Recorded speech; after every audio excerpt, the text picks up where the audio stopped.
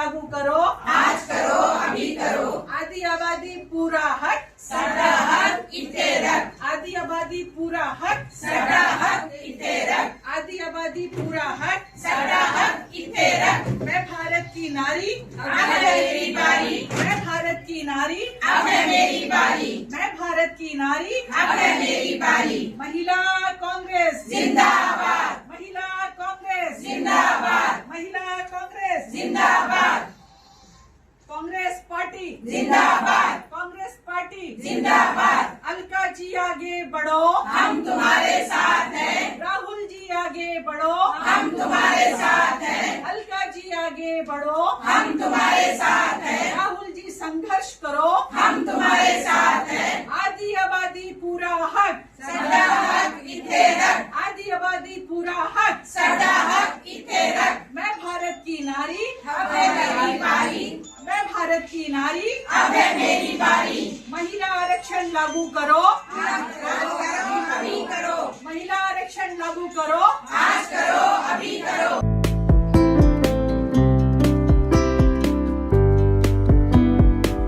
हर गहने में छुपी होती है एक कहानी और हर कहानी को बनाता है खास। श्री राजेश्वरी ज्वेलरी। शादी हो, त्योहार हो, सालगिरह या कोई खास दिन, हमारा विश्वास श्री राजेश्वरी ज्वेलरी।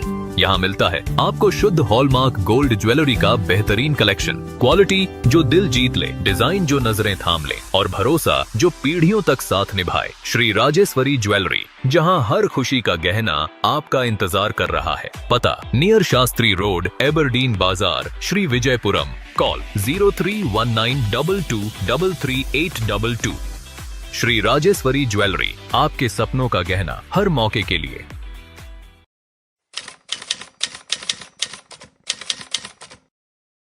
मीडिया के मेरे बंधुओं को मेरा प्यार भरा नमस्कार।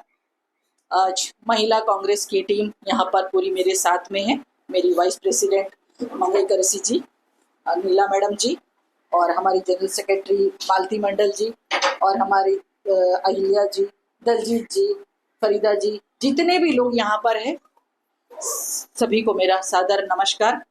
और ख़ास मैं आप लोगों का शुक्रिया अदा करूँगी कि आज एक वॉइस मैसेज के जरिए आप इतनी जल्दीबाजी में आप यहाँ पर आए, क्योंकि आप देख रहे हैं कि 2-3 दिन से एक मुद्दा बड़ा गरमाया हुआ है कि बीजेपी की तरफ से एक हमारे ऊपर एक आक्षेप लगाया जा रहा है कि कांग्रेस पार्टी जो है महिला विरोधी है। तो मैं पार्टी के माध्यम से आपके समक्ष अपनी बात रखना चाहूंगी कि कांग्रेस पार्टी हमेशा से महिलाओं का सम्मान करती आई है। ये हमारा जो है स्वतंत्रता संग्राम से लेकर हमारा उदाहरण है आपके सामने। देश की प्रथम महिला जो हमारी जो स्वर्गीय इंदिरा जी थी, देश का प्रधानमंत्री बनाया। प्रतिभा देवी सिंह पाटिल है जिनको राष्ट्रपति बनाया। स्पीकर जो हमने कांग्रेस ने दिया, मुख्यमंत्री कांग्रेस ने दिया। महिलाओं का जो आरक्षण 33% जो था वो राजीव जी का सपना था कि महिलाएं जो मुख्य धारा में आए, राजनीति में आए, अपना नाम करे और उनको एक सम्मान मिले। लेकिन आज ये बीजेपी पार्टी इतनी बात कर रही है। नारी बंधन अधिनियम के तहत 2023 में जो धारा जो पास हुआ था वो तो सिर्फ महिला आरक्षण के लिए था, लेकिन आज वो बोल रहे हैं कि आज डिलिमिटेशन का मुद्दा लेके आ गए। तो इससे साफ झलकता है कि बीजेपी का मंशा सही नहीं है। और इस चीज को भली भांति हमारे विपक्ष के नेता, हमारे प्रिय नेता राहुल जी ने सही बाती उनका मंशा को समझा और उनके नस को पकड़ा। इसी में मोदी जी सकपका गए और मोदी जी को भी समझ में नहीं आ रहा, तो अपनी घड़ियाली आंसू लेकर आप लोगों ने देखा मीडिया के माध्यम से परसों हम सबको प्रेस मीट बुलाकर सबको संबोधित किया। तो आप क्या समझते हैं, आपका रोने से, आपका आंसू गिराने से क्या देश की महिलाओं का क्या उद्धार होगा? ये वही बीजेपी पार्टी है ना जिन्होंने मणिपुर में महिलाओं का नंगा परेड करवाया था, रिमोट से लोगों का लहंगा उठवाने वाली पार्टी बीजेपी पार्टी। और आज बड़ी बड़ी बातें करते हैं। महिलाओं के आरक्षण की बात आप लोग मत करिए। एब्स्टीन फाइल में आपके मंत्रियों का नाम है, ये कोई कांग्रेस का नाम नहीं है। तो आप क्या जताना चाहते हैं? आप महिलाओं को सम्मान दीजिए ना। हम कब मना करते हैं? जो 545 जो सीट है उसमें महिलाओं को आरक्षण दीजिए। हम बोल रहे हैं ना, आप दीजिए, हम भी देंगे। हमने तो दिया है, क्योंकि राजीव जी ने जब 33% लाकर नगर पालिका स्थानीय निकायों में जब महिलाओं को सम्मान देने का काम किया, तो मोदी जी क्यों नहीं करते हैं? ये चीज को क्यों अटका के रखते हैं? जब 2023 में ये बिल पारित हो गया था, तो क्यों इतना अभी 30 महीना क्यों रोक के रखा गया? ये मेरा बीजेपी के नेताओं से मेरा सवाल है। कल मैंने उनका एक प्रेस कॉन्फ्रेंस देखा, जिसमें हमारे मीडिया के सारे बंधु वहां पर बैठे थे। जब सवाल उनसे कहा गया, तो वो लोग उठ के भाग गए। तो ये बीजेपी का मंशा, इससे साफ साफ झलकता है कि बीजेपी का, इनको तो मंशा उनका ठीक नहीं है, और जो जवाब देने के काबिल भी नहीं है, वो उन्होंने सही तरीका से जवाब भी नहीं दिया। और मेरे सामने मीडिया की हमारी बहन बैठी हुई है रजिया जी, उनके सवालों को उन्होंने सही तरीका से, जो मंत्री जी ने जवाब नहीं दिया और उठ के चले गए। तो इससे यही लगता है कि बीजेपी का मंशा महिलाओं के प्रति सही नहीं है। आप लोगों ने देखा दिल्ली में जो हमारी पहलवान बहनें थी, कैसा उनको रास्ते में घसीट कर लेके जाएगा। आज भी हमारा मणिपुर जल रहा है, लोगों को, महिलाओं को नंगा परेड करवाया गया। आज भी वहां मणिपुर में लोग हाय हाय करके त्राही माम है, लेकिन कोई जवाब नहीं दिया। मोदी जी उनके लिए कुछ नहीं बोलते? क्यों मोदी जी का एक स्टेटमेंट नहीं आता? मोदी जी क्यों नहीं बोलते? क्यों खामोश है? आज महिलाओं के लिए बड़ा आरक्षण की बात करते हैं, और उनकी महिलाएं सड़क पर उतर गई, कल हमने देखा, और सवाल पूछ रही है। अरे आप अपने क्षेत्र में आप महिलाओं को नहीं देते। अब कितना एमपी सीट महिलाओं को दिया आपने? आप मुख्यमंत्री कितने लोगों को बनाया? कांग्रेस ने हमेशा से, जहां जहां महिलाओं को सम्मान देना था, कांग्रेस ने हमेशा से सम्मान दिया, और कांग्रेस पार्टी हमेशा से सम्मान देती आई है। ये तो राहुल जी थे जिन्होंने उनके नस को पकड़ा और समझ गए कि मोदी जी का मंशा साफ नहीं है। इसीलिए कांग्रेस पार्टी और पूरा जो कांग्रेस का जो टीम है, महिला कांग्रेस, आप देखें कल अलका जी ने अपने नेतृत्व में सारे महिलाओं को लेकर दिल्ली में प्रदर्शन किया। काफी सारी 300-400 महिलाएं थी। तो ऐसे आप बोल रहे हैं ना, तो आप क्यों नहीं प्रदर्शन कर रहे हैं? आप क्यों नहीं मांग रहे हैं? क्यों नहीं? जब आपके पास में सत्ता है, तो आप क्यों नहीं बोल रहे हैं? आप महिलाओं का हक उनको क्यों नहीं दे रहे हैं? तो ये सब प्रश्न है हमारा, और मैं यही चाहूंगी कि बीजेपी महिलाओं को सम्मान की बात ना करे। ये तो बहुत हास्यास्पद है, ये तो हंसी आता है उनका जो ये सवाल है, उसके लिए तो हम तो चाहेंगे कि पहले मोदी जी उनको अपने हमारे सवालों का जवाब दे। मोदी जी महिलाओं को सम्मान देने की बात करते हैं, महिलाओं को आरक्षण की बात करते हैं, पहले महिलाओं को आरक्षण तो दे आप। ये 545 सीट के लिए आप महिलाओं को आरक्षण दे, उसके बाद आप बात करें। उसके पहले आप ये घड़ियालू आंसू जो है ना, वो बहाना बंद कर दे। सारे विपक्षी दल सब ने एक मत होकर महिलाओं का सपोर्ट किया 2023 में। फिर ये बिल को क्यों अटका के रखा गया? फिर क्यों नहीं सवाल पूछा गया? फिर क्यों नहीं किया मोदी जी? क्योंकि मोदी जी का मंशा यही था कि डीलिमिटेशन के जरिए इसका लोगों को मतलब बरगलाने का जो काम है, ये उन्होंने किया। आज ये बोल रहे हैं कि महिला विरोधी है, कांग्रेस महिला विरोधी है। अरे आप परिसीमन का मामला को ये महिला आरक्षण से क्यों जोड़ रहे हैं? मेरा सवाल तो यही है बीजेपी वालों से। परिसीमन का मुद्दा अलग है, महिला आरक्षण का मुद्दा अलग है। ये दोनों को एक साथ क्लैश करके आप ये जताना चाहते हैं, कांग्रेस के ऊपर ये आरोप लगाना चाहते हैं कि कांग्रेस पार्टी हमेशा से महिला विरोधी रही है। मैं डंके की चोट पर कहना चाहूंगी कि महिला विरोधी नहीं है। कांग्रेस पार्टी ने महिलाओं का हमेशा सम्मान किया है, इज्जत दिया है, 33% रिजर्वेशन दिया, और जहां जहां सीट था, जहां जहां बड़े बड़े पदों पर महिलाओं को आसीन करने का काम महिला कांग्रेस और कांग्रेस पार्टी ने किया है।